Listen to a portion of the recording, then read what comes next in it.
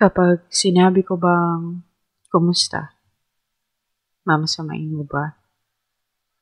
Bibigyan mo ba ako ng mababaw na, okay lang, tapos susundan ng halos paalis mo ng, ikaw ba?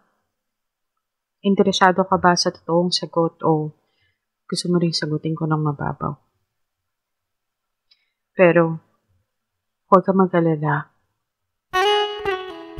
Wala akong balak bayaran ka ng oras na higit sa kaya mo isuklit. Wala akong balak yakapin ka ng mahigpit kasi mas lalo kong ramdam yung layo kapag tayo yung nagdidikit. Wala akong balak, sa totoo lang, na kumustahin ka. Sa takot kong isagot mo na, eto, masaya sa piling niya.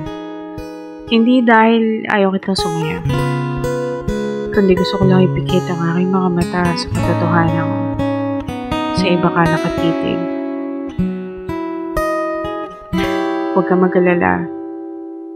Hindi kita paghahanapan pa ng anumang kapalit dahil sapat na sa akin ang mga bagay na hindi ko pinlano.